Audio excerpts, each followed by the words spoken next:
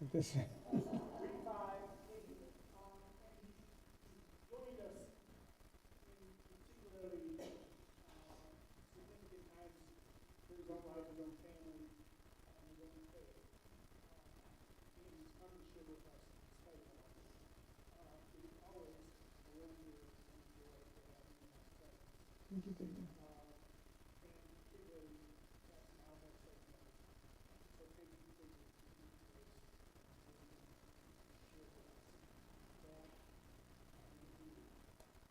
thank you, Pastor.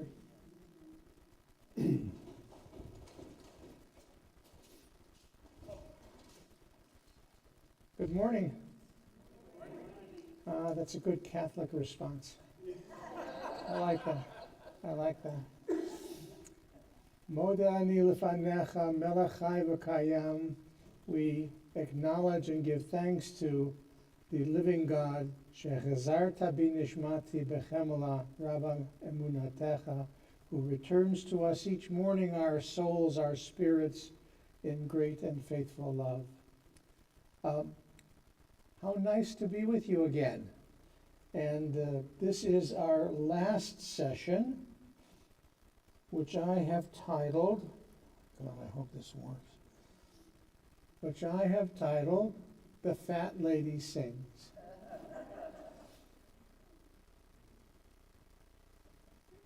Right. Sure.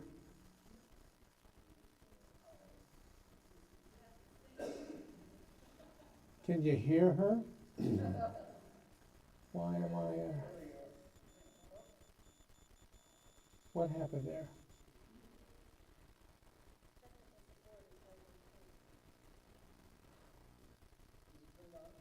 Usually I just throw this at the wall and it works. I don't understand. All right, so...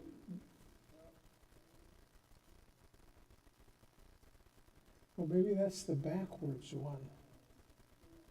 And this is the forward one. Oh. Unfortunately, that's from like last week. There you go. Now it's working. Perhaps you have seen a trajectory of the 5 weeks that we're doing together. If the topic is what I've learned in 50 years of ministry, then we start out what I learned, and that's when we compared curricula between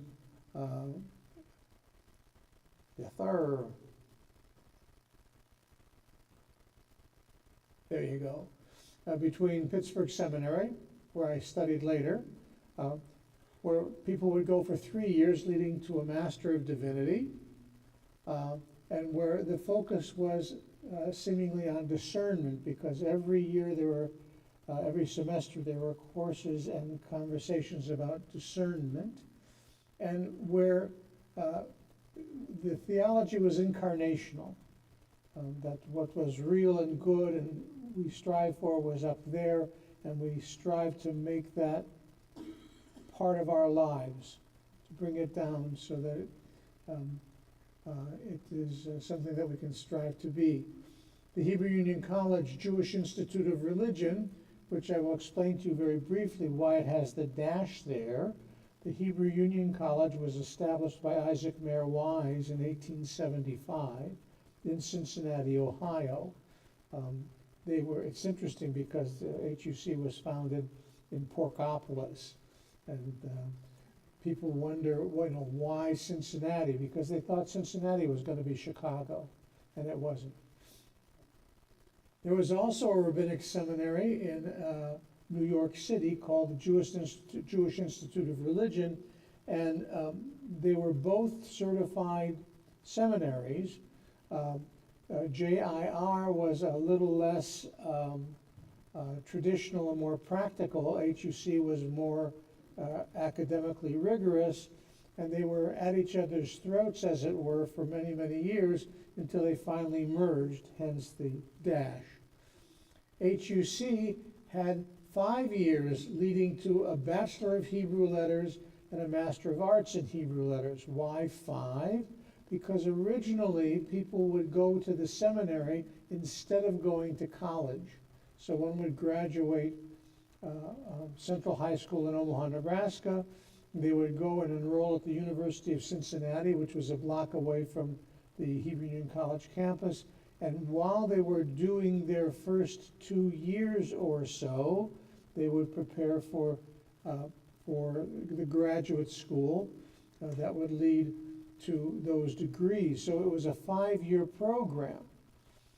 And when they made it a full graduate school, so that you had to have a Bachelor of Arts before you came there, you would end up with a Bachelor of Arts from whatever educational institution you went to, and a Bachelor of Hebrew Letters, another bachelor's, and then a Master of Arts in Hebrew Letters. So my degrees include 2 bachelors and a master's.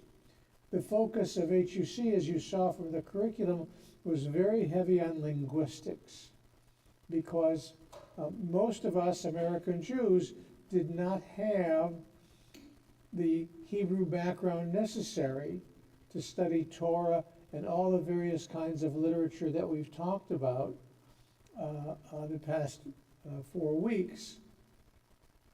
And then the theological orientation was not incarnation, but interpretation. Everything grows out of the text.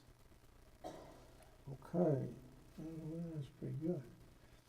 So what did I learn? I got a Bachelor of Arts in Philosophy at Washington University in St. Louis, and then at HUC in Cincinnati, a Bachelor of Hebrew Letters, a Master of Arts in Hebrew Letters, and my smicha, ordination.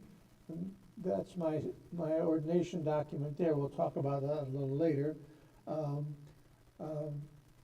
Then I got some honorary degrees. We have our seminary gives us a Doctor of Divinity degree after 25 years in the rabbinate, and it's a degree for breathing for that period of time.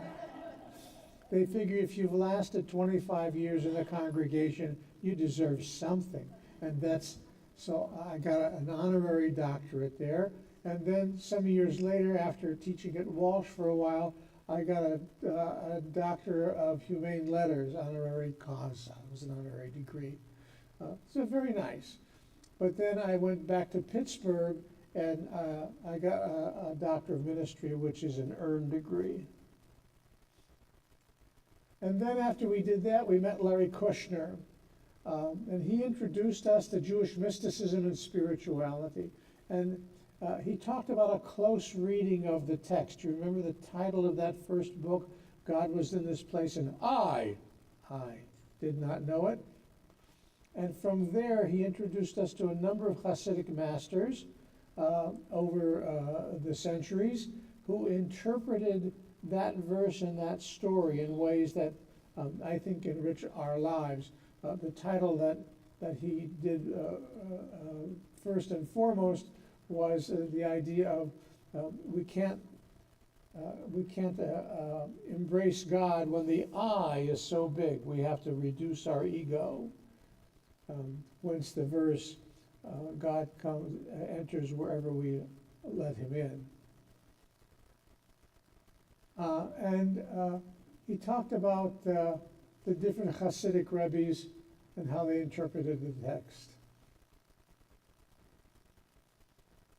And by the way, I should have put it in there, I didn't. One of the things that Larry Kushner did was to take his understanding of mysticism and the allegorical ways that the Hasidic rabbis talked about spiritual principles, and he turned them into stories. Nancy has the book. It's called Invisible Lines of Connection. From our study, we know that what that tends to mean is that the Jewish mystics and the Hasidim believe that under the surface, everything is connected, that there's no such thing as an accident.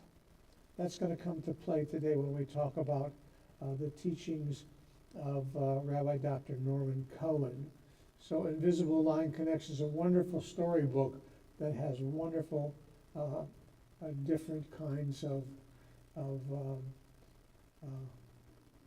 openings, shall we say, for spirituality. And then we met Larry Hoffman, and we studied the development of various kinds of Jewish literature. Just to give you background, we talked about Tanakh, Torah, Nevi'im, Ketuvim, the 5 books of Moses, the prophets, and the writings. We talked about the reasons why that oral tradition that we call Tanakh ultimately became written down because of the destruction of the temple in the year 70. All the sages, most of the sages were killed, and there was great concern that the tradition would be lost. And so by the beginning of the 3rd century, by the beginning of 200 after the Common Era, the authoritative teachings of the rabbis for the first 2 centuries were selected, culled, organized, and written down in the Mishnah. The Mishnah being a written document was then something to be studied and commented on, and the commentary was called the Gemara, and the Gemara and the Mishnah together are the Talmud. And we saw a page of Talmud, how it was organized, and I talked to you about an architecture for Jewish study. It's the architecture that you have right here. It's like having a bunch of people around the table. The difference is you're the only person today around the table. The other people around the table are from generations before, and you have this dialogic conversation. Now, Christians can do that too, but you need an awful lot of books. You know, somebody, Thomas Aquinas will give you a treatise on philosophy or theology, but then if you want to have the dialogue about Thomas Aquinas, you need to have the sources that Aquinas talks about around the table, and you need to have the people who commented and explained and dialogued with Aquinas on the table, and that's a pretty big table.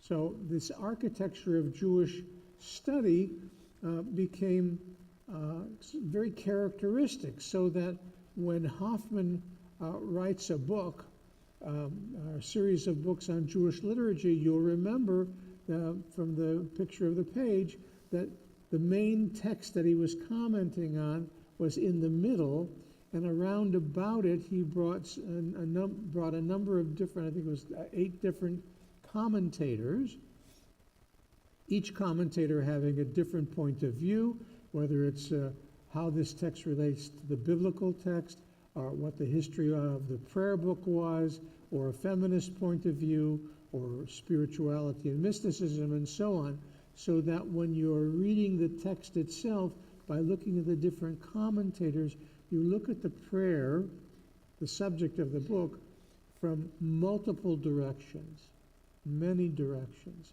And very often, those various directions, even though they're discrete, you know, a woman's role or feminism is discrete in and of itself, will enlighten and will support and sustain connections with the other commentators there. And then we talked about how the printing press created that architecture. The Bamberg Talmud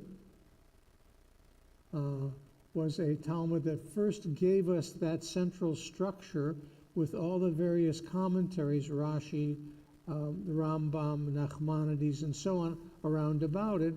And that page then generated an accretion of all kinds of additional commentators. If I brought a volume of Talmud, you would see the page looked like that. But then at the back of the Talmud, there would be pages and pages and pages of commentary. And that's what Talmudic study is all about, trying to understand the shorthand of the Talmud. What do I mean shorthand? If you looked at just the Aramaic words of the central text, the Mishnah and the Gemara, they're not complete sentences.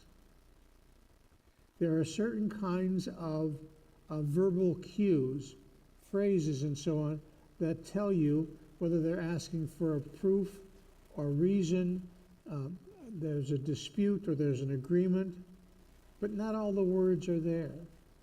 So you have to use not only your understanding of the central Talmudic text, but to use the commentaries to fill it out so that it makes for us a good English sentence and therefore makes sense. Tain't easy, folks. I like Midrash and I like telling stories much better than Talmudic law. And as I mentioned before, the architecture of the text leads to the dialogic approach. And then we met, I just did that.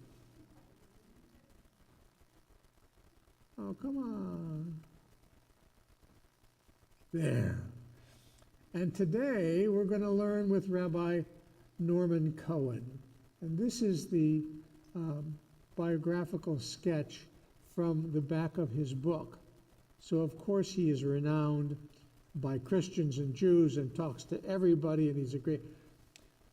Norman Cohen is the provost emeritus. I add emeritus because the book came out while he was still active at the Hebrew Union College in New York, but he is now retired from that, where he also serves as professor of Midrash. What is Midrash?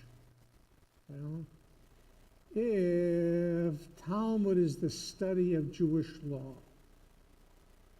and Torah is the study of the primary text, Midrash is the interpretations, understandings, and questions about that text. Here is an example. We know from the Torah that Abram became Abraham when he made a covenant with God. And why did he become Abraham when he made a covenant with God? Because he recognized that God was the one God of all the world. You may have heard the story, and the interesting thing is I heard this story actually at the mosque in North Canton. Abraham's father, Terach, was an idol manufacturer. He didn't create idleness, but he created stone images. And one day, he was going to go into town to get some stuff. And so he said to his son, whom I'm sure he hoped would take over the business, Abraham, won't you please watch the store? And Daddy went trotting down the road. And Abraham looked around the idol showroom and saw in the middle this huge idol with a great big rod in its hand. So he took the rod and he began smashing all the idols, turning them to stones and rubble and stuff. Of course, what happens? That's just when Daddy is coming back up the walkway. I think I've told this story now. Daddy comes into the room, and you ready for this? And he says, the Torah. Anywhere in the prophets, anywhere in the writings, it is a story that is illustrative of the purpose and the point. It's good for children, but it's also good for adults. So Midrash seeks to explain and understand the text, very often using images and analogies in story.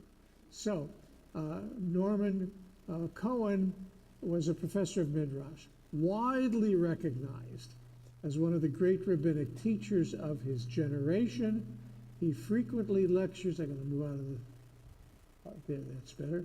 He frequently lectures to Jewish and Christian lay people and scholars on the topic of Midrash, finding contemporary meaning from the ancient biblical text, and has composed many of his own Midrashim. So that's what he wrote on the back cover of his book. But don't do it. Don't do it. Like that. Hoffman.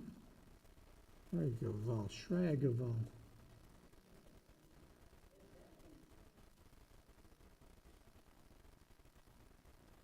Dave, when I was a younger man, I was much better at this. There, that's the book, okay?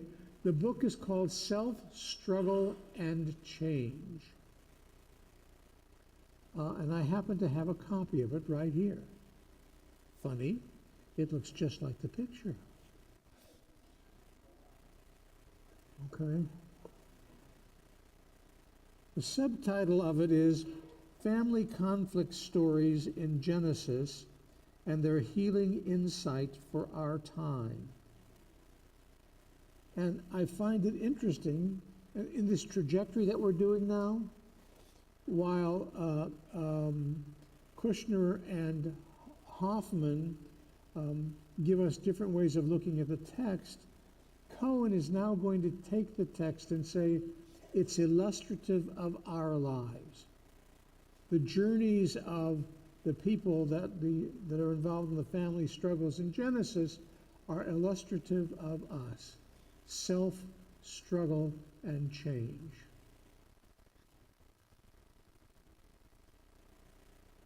Come on. I know I'm going to do this wrong again. That is actually this. I'm bringing out mementos now. This was a gift. My Torah was a gift from my friend Howard Hahn. Howard and I grew up together in Omaha, Nebraska. And there were three of us, Howard and Jerry and me. And every day we would realign 2 against 1. It was really kind of fun. When I got the pulpit here in Canton in 1981, the Plout commentary was pretty new, and Howard sent me this book. In 1990, whatever it was, I think one,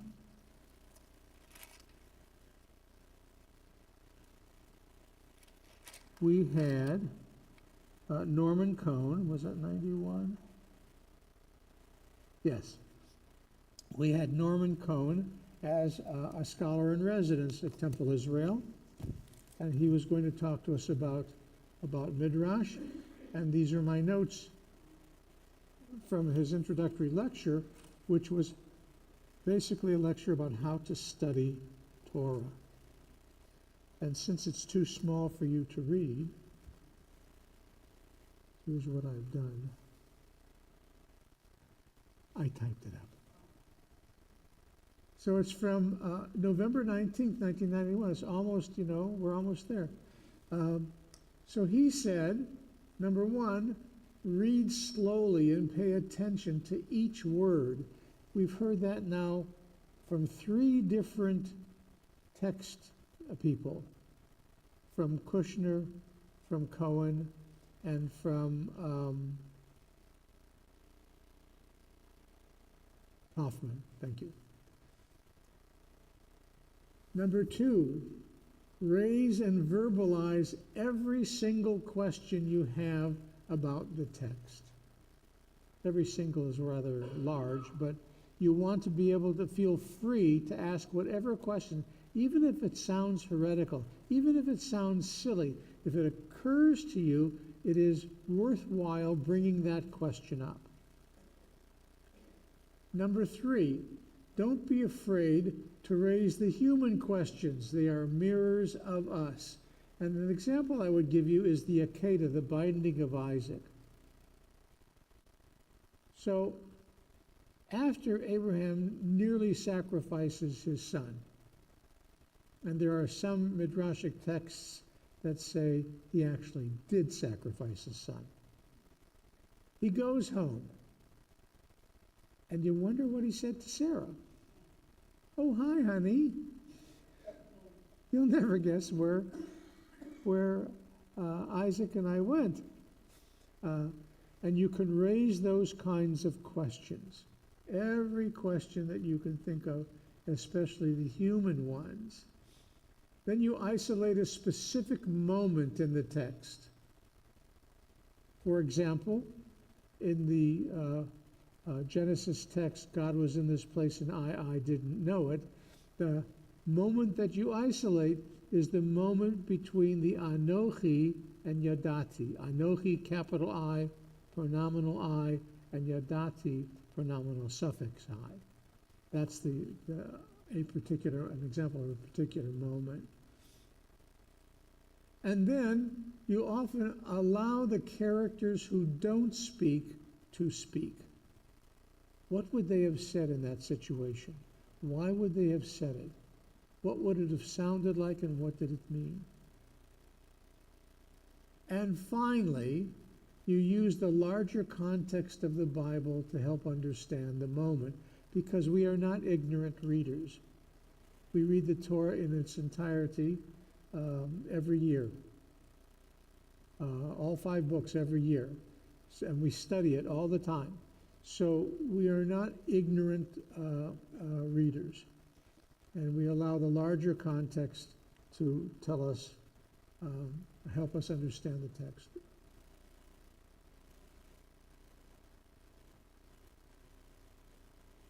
From this emerges a merging of the Hasidic and the text analysis approach. The Hasidim talked about studying Torah using this acronym, Pardes. Pardes means the orchard. It means the garden of Eden. It means, that perfection. And Pardes is an acronym for Pshat, Remez, Drash, and Sod. Pshat is the simple meaning. It's the meaning when you read the text slowly and carefully, taking note of the spelling of words, the order of words, the grammar, and so on. The Remez is the allusion. The text alludes to something. It's usually what happens when you compare 2 texts. They say, no, wait a minute, there's something more here than meets the eye. Let's go off and let's try to penetrate what it might be. Then the drash, that's the deepest level of the text. The drash is the interpretation. And we know, because we live in 2023, that our interests and our understandings and our wisdom is based on all the generations and times before us, and therefore our perspective might be different than somebody who lived in 1900, in 1400, in the year 70, in the year 195 before the Common Era. So the drash is very, very deep. And the last one, according to the mystics, is the sod, the secrets. Because the Jewish mystics believed that if you could penetrate all the levels of Torah, you would find the secrets of the creation of the world. They believed that the Torah was God's blueprint for creating the world.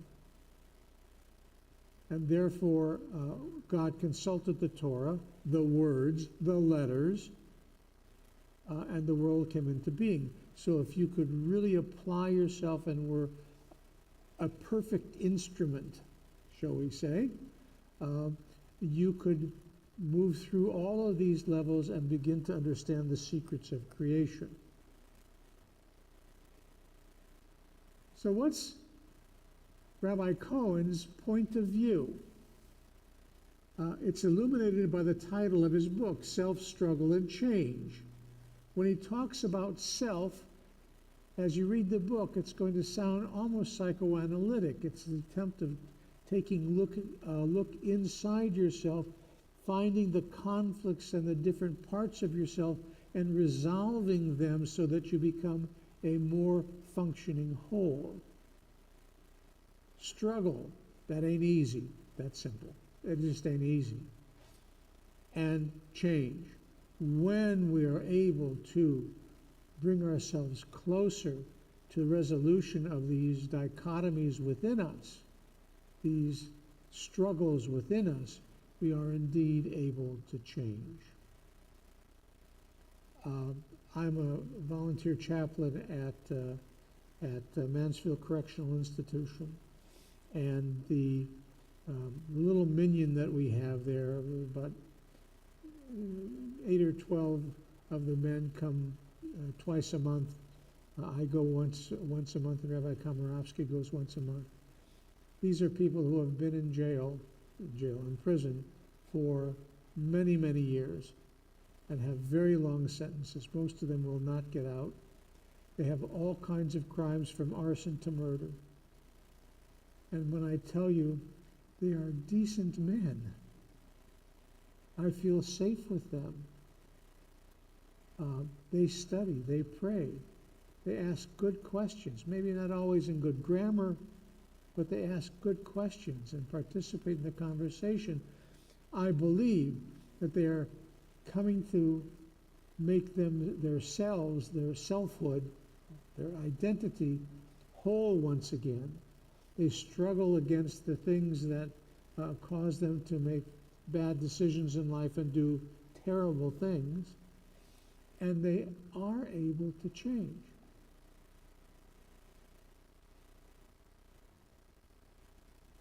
So here's the contents of the book. Chapter 1 is Adam and Eve, the different sides of each of us.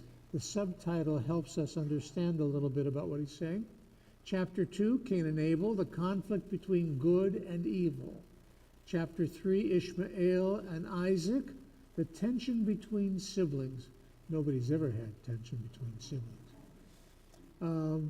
The 4th chapter, Jacob and Esau, twins struggle for identity. Chapter 5, Leah and Rachel, seeing my sister, finding myself. Chapter 6, Joseph and his brothers, the two sides meet again. And chapter 7, the two messiahs, when the two sides come together. We're not going to go through all of those. I'm just going to give you a quick sort of introduction to the first chapter, I think it is. I know why that happens. Adam and Eve. Oh. Was that what I wanted? The reason that it happened is I was pushing the wrong button. Aha. All right. Adam and Eve. We, and this is a quote from his book, we, like our primordial ancestor Adam, are made up of many different sides. We too struggle to live with the tension between our godlike potential and our very human nature. Like the first human beings, we also were created with both male and female traits, though we rarely are in touch with that other aspect of our being. This book it's not a brand new book. And given all the conversation about gender identity and so on, I would venture to say that we are more in touch with our varying sides than we used to be. So what is that text saying right there? That in Adam, in the human being, in Adam, was the potential for all the male traits and female traits. That they're there. We're going to go a little further. Let me see if I can do it. There we go. Is this what I wanted to do? I think I'm going to go back here one moment. I'm going to share with you 3 psychological theories. One is the theory of Carl Jung. Jung had a theory of personality. And I'm not a Jung scholar, so I'm going to simplify it very much because that's what my brain is. Jung had a theory of personality that we are on a continuum, and that, just for example, with regards to whether or not we are introverts or extroverts, if you're right in the middle, you are both. You can use time by yourself easily, and you can use time with others. But if you are more towards the extroversion side, when you want to relax, when you want to let go, when you want to feel a part of something, you go to a party because you like a lot of people. That interaction energizes you. Or if you're on the other side, more towards the introverted side, when you need to relax, you come home from work or whatever, you want to go and sit and be quiet for a while. Maybe listen to music, not talk to your spouse. Of course, people who are on the extremes seem weird to us. Oh, that's a party person. They must be shallow. They don't know nothing. They don't read books. Or, oh, that person is disabled. They can't get along in a social setting. What did Jung say? Neither of those extremes or anything in the middle is bad. It's all within us. And, for some of us who are not too extreme, who are on one side or the other of the dividing line, we can actually do both. One is more comfortable than the other. Thank you, Pastor. But nobody's going to call attention to your leaving. He'll get me back. I promise you, he'll get me back. Jung had this theory that that we are on these continua.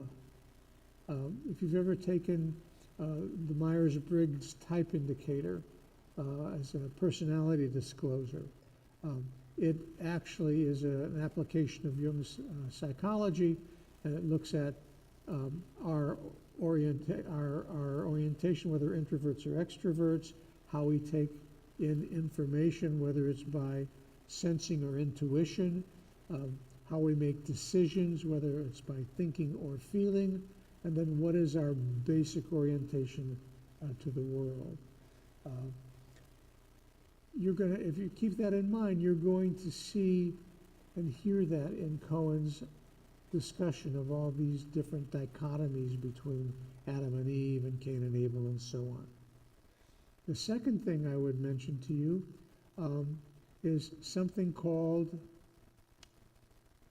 a genogram. Have you ever heard of a genogram? You know about making, you have? Yeah? Huh? Can you explain it? No. Well, that leaves more for me to do. That's fine. So we know about making family trees, who begot who, and perhaps where they lived. A genogram is like a family tree, but on steroids. It goes back at least 3 generations, and 4 if you can do it. It's not only who married who, but what was the state of the marriage, who were their children, and I guess grandchildren, if you can go that far as well. What were the traumas in their lives? Did they lose a job? Did they have a serious illness? What was their chosen profession, and so on? And the reason for that is because this theory of the genogram, many things in our lives are transmitted without us saying anything about them. Here's an example. Somebody's father was an alcoholic and exhibited all the alcoholic behaviors. The children don't drink, never touched a drop, and yet may still exhibit alcoholic behavior. Why is that? Because there is something unspoken that is transmitted from generation to generation. In one of the examples that I studied early on,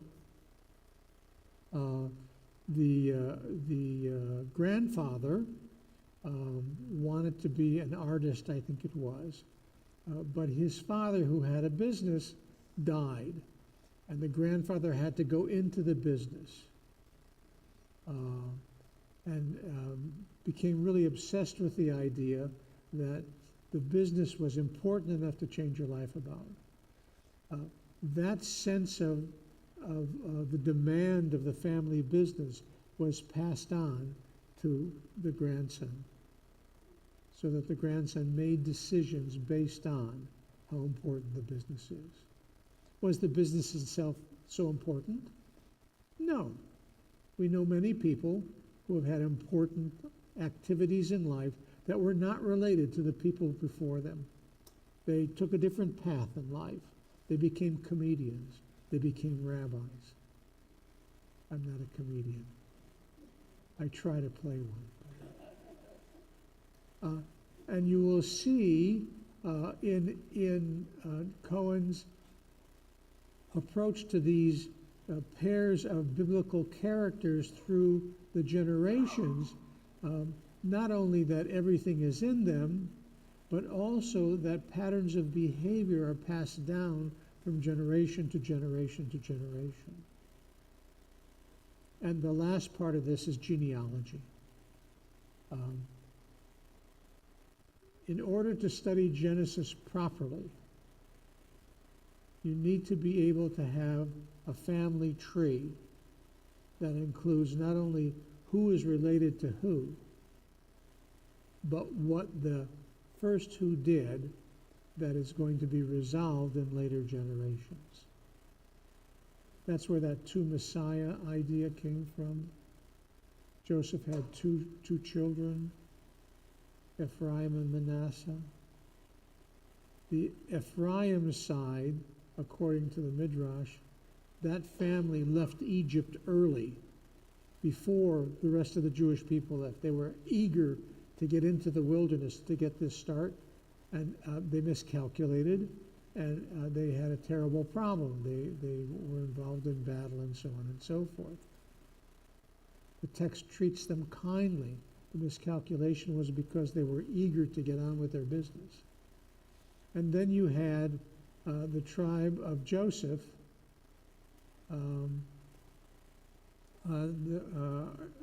the other tribe, Manasseh, who left on time, and because they were related to Joseph, they were then related to Judah, which is the seed of David, the Messiah. So the text says there were two Messiahs, and you may have heard that idea of there being two Messiahs. One who comes to the world to do battle and ultimately will be successful, and one who becomes the Messiah that ushers in the kingdom of God. Christians sometimes talk about that, especially medieval Christians talked about that. So, let us make man in our image after our likeness. The first question that, really pops up is, who is God talking to? Most people will say, it's the royal we. Since God is the king, God says, let us make man. It's a nice idea. But Rashi says to us, God is talking to the ministering angels. I mean, before creation, what was there?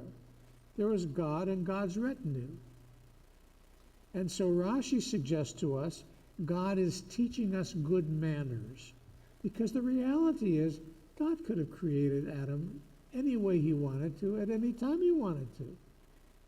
And yet God stops for a moment to consult with the lesser beings, his retinue, and says, let us make Adam, human beings, in our image. Then there is another midrash which tells us about that moment of creation. When God proposes that the human being Adam be created, this angelic host starts arguing. You have the angels of truth and righteousness, of love and righteousness. They say, what a wonderful idea.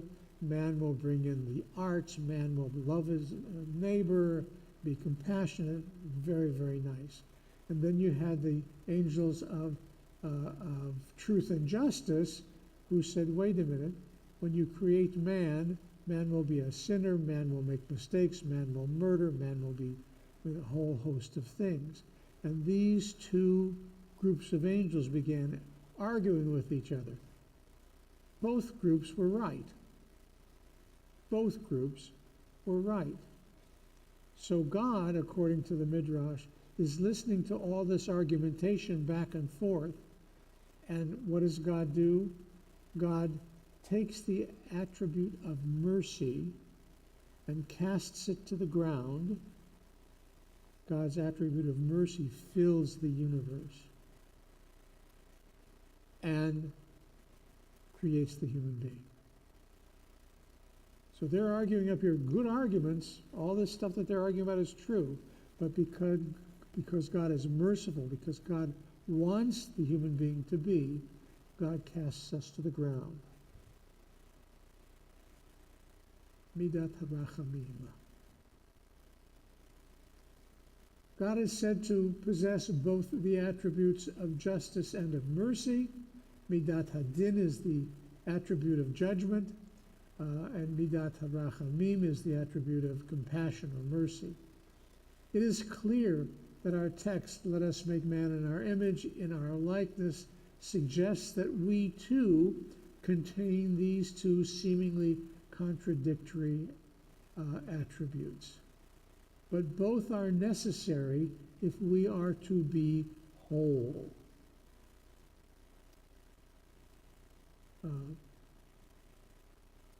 I'm not saying that part of us is wicked or whatever, but we have a sense of justice, do we not?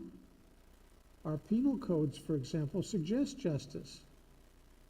Our way of looking at the news nowadays calls for justice.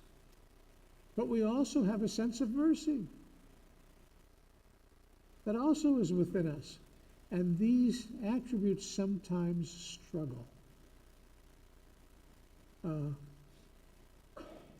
As we struggle for wholeness. Personally, as you know, we look at what's going on in Israel today, that very struggle is going on not just in me, but in most people, I think. Knowing the history and seeing what happened on October 7th, our sense of justice and righteousness suggests that that behavior has to be stopped. But by the same token, as we see the numbers of people who are killed, whether they're the non-combatants, whether they're Israelis or Palestinians or the Asians who were working in Gaza and so on, we have to be moved. If we're not moved, have we lost our humanity? So both of those things are within us.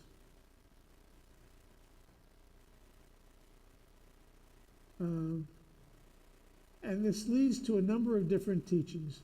The Midrash teaches each person should keep two pieces of paper in their pocket, one in their left pocket, one in their right pocket.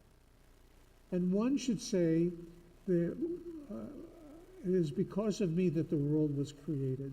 God loved me so much. I'm so important that the world was created to be my home. And the other piece of paper should say, I am but dust and ashes. Because we balance those two things, those two attitudes within our beings. Another Midrash says, Adam was created with two complementary essences, male and female, and they were connected back to back. God cleaved, I love that word, cleaved them apart so that male and female could face each other.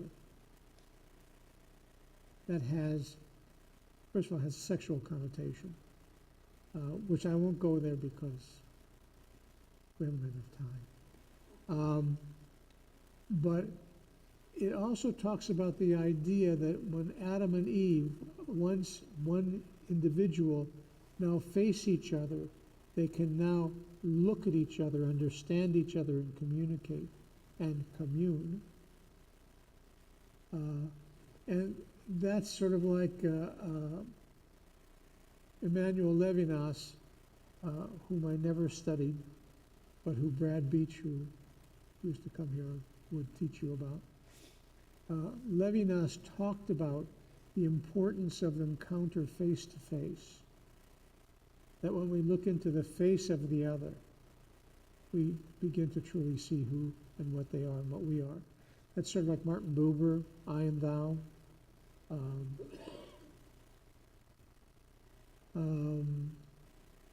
The power of face-to-face encounter. So that's the book. I could read to you some more about but I'm not going to read any more because I want to do some final things.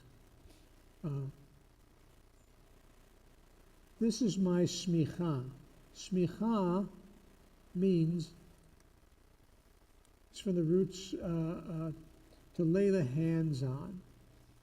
When Moses consecrated Joshua, he laid his hands upon him. Actually, the text says he laid his hand upon him. 2 hands would have been too much. So the ordination document, the commissioning document, is called a smicha. And this is the document that I was given 50 years ago on June 1st, 1973. Yes, in Cincinnati, Ohio. Roughly, it's got an English translation here because it's an American document. We want our congregation to come in and be awed by the words. Before we say anything, please go over and look at my wall. No. And then it's got a Hebrew text. And the Hebrew text contains those words, Yoreh, Yoreh, Yadin, Yadin. And that's a traditional phrase of ordination. He shall surely teach, Yoreh, Yoreh, and Yadin, Yadin, he shall surely judge. Because the traditional rabbi from the time of the first century of the Common Era often was called upon to judge in all kinds of legal matters, in matters of kashrut, is this chicken kosher or not, in matters of life and death, does this person warrant the death penalty, in contract disputes and so on, he shall surely judge. So as I'll read for you in a moment, Reform rabbis don't judge as much as Orthodox rabbis do, but we still are called upon to make judgments. People will ask us questions about, is it proper to do so and so? Or they will ask us to help mitigate? I guess, not mitigate. They'll ask us to help them solve problems. I'm looking for a big word when the easier ones are better. That's the Yad and Yad, and the Yoreh Yoreh is to teach. We do a lot of teaching. So this is the document. It's signed by all of my faculty from Cincinnati, some of whose handwriting is as bad as mine or worse, and I can't read who they are. Some of whom I didn't even have in class. My suspicion is they got a stack of the parchments and just signed and signed and signed. So this is the document that got it all started. June 1st, 1973. On the wall in my study. It reminds me of who I am and what I do.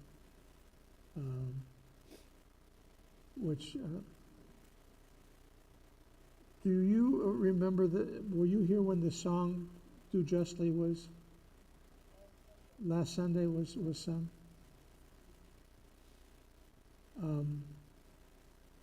At my age, and my age is similar to many of yours, I'm sure. Some of you are more successful at the years than I am. But at my age and using powers of reflection and so on, looking back at my life, I become much more prosaic about how I look at at meaning and so on. And that song, which was premiered a month ago at Temple, has become an earworm for me. And it is one of those things where in the middle of the night I wake up and the song is going through my mind. Do justly, love mercy, walk humbly with God. And it becomes a question that I ask myself each morning. will I be worthy of that? Can I do that? How shall I do that? As a younger man, I knew that. But I had meetings to go to, damn it. I had ceremonies to do and stuff. But now I've gotten a little more fundamental. So what I'm going to do for you now is to read to you a portion of an essay that I wrote for the Storyworth Project. You know Storyworth? Storyworth is a computer program. My son gave me a subscription to it a year ago for my birthday. And he picked from a huge number of questions, a list of questions, prompts. So I got 52 prompts, one each week. And you think about it, and you write about it, you submit it, and then they turn it into a book. And it's a lovely little book. It's very, very nice. This is what I wrote on June 1st this year. So if you will bear with me, this is my parting shot.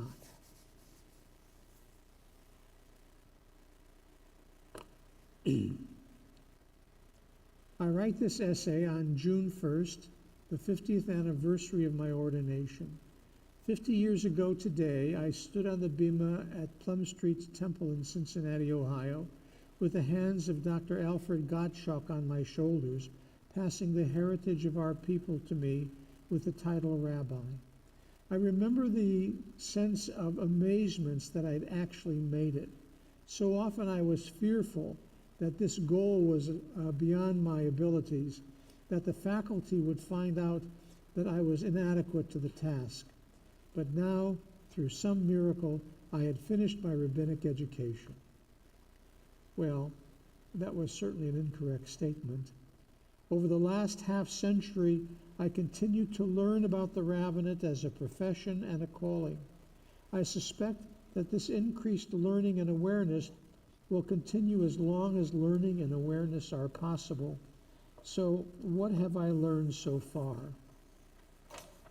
You notice how big I had to make this? First, while the sense of relief in having completed our rabbinic studies at that time was palpable, it was not the most important thing. What Dr. Gottschalk said about inheriting the tradition of and responsibility for the heritage of our people was and is the most important thing. I am by no means a religious zealot, but I have discovered the life-changing power of our text's ideas and values. Justice, Gemilut Chasadim, meaning acts of loving kindness, and Rodef Shalom, the pursuit of peace, carries a raft of values which makes people whole and powerful to repair the world, their relationships, and their hearts. You hear Cohen coming through here? I do. I mentioned in a previous question regarding my rabbi growing up, Rabbi Sidney Brooks, that it seemed that he was doing important things, and I wanted to do the same. The above are exactly the important things I wanted to do.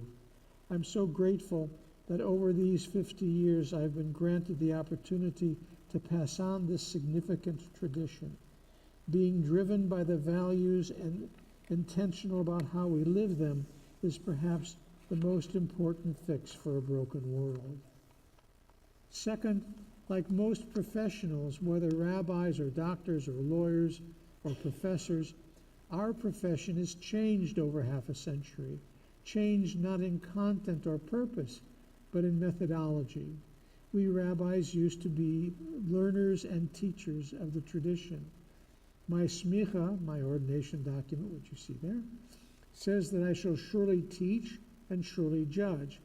Yes, liberal rabbis still judge now and again, but not nearly as much as our traditional colleagues.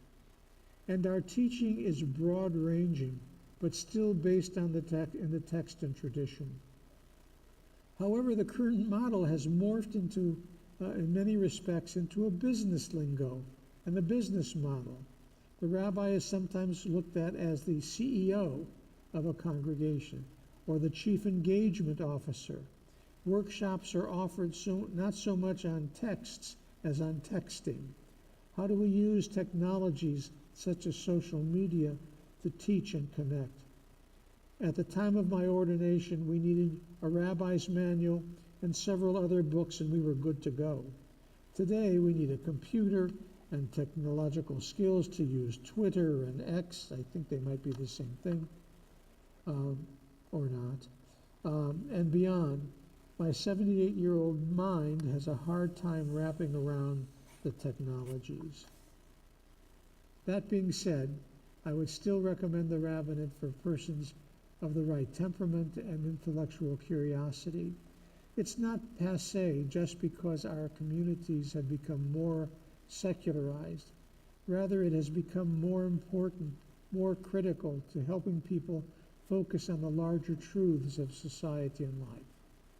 This has been a great privilege for me, and I think it has been the path on which my skills and nature directed me. I can say without hesitancy that this path of life I chose sometime in my early adolescence has been the most fulfilling, creative, and meaningful activity. There hasn't been a day in my life that I've regretted this choice. From the very beginning, it has been more than a way of life, more than a way to make a living. It has been a way to make a difference. My rendition of being a rabbi, how and what I teach, what I do and encourage others to do, makes me feel that I have been able to leave my fingerprints on the world. And finally, one of my favorite stories. A young rabbi is making hospital rounds. He enters Mrs. Cohn's room, where she remains with her eyes closed, breathing evenly, and really not responsive. "Good morning, Mrs. Cohn. How are you feeling today?" No response. "Mrs. Cohn, I saw your husband and he's concerned about you." No response. "Mrs. Cohn, may I say a prayer for you?" Still no response. It's like he wasn't even there. So the young rabbi mumbles a brief Misha Berach, a prayer for her healing, gets up and begins to walk out of the room. He gets to the door, and from behind him he hears a frail voice saying, "Short visit, Rabbi." I hardly know, which have suggested that I touched their lives at critical points and made a difference. In many cases, I asked myself, when was this? What was so special about the encounter? Did I miss something, perhaps a lot? The truth is that each of us has moments like this. If we are fortunate, we might understand it or be reminded of it, but never doubt that sometimes the smallest acts, as much as the big deals, can change someone's life. What a privilege and what a responsibility. And these are some of the things that I have learned after half a century of being a rabbi. Now, I wrote this in June, before the song "Do Justly" was done, before I was asked to talk about these people, what I've learned in 50 years. But as I read through this thing again, I heard each of these rabbis coming through my voice. These are the things that I've learned over the past 50 years. We have a prayer that we say, Baruch atah Adonai Eloheinu melech haolam, shehechiyanu v'kiyamanu v'higiyanu lazman hazeh. We praise Adonai, our God, sovereign of the universe, who has kept us alive and sustained us and permitted us to reach this season. And so we say, thank you for these 5 weeks.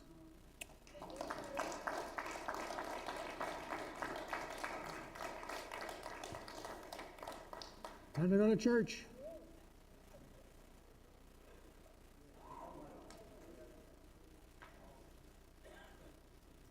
We will meet next week. How did historical criticism impact Dave interpretation and the three forms of The Judaism. Reform Judaism is I'll just turn this off for a minute. I don't want the microphone. I thought I was going to tell secrets, but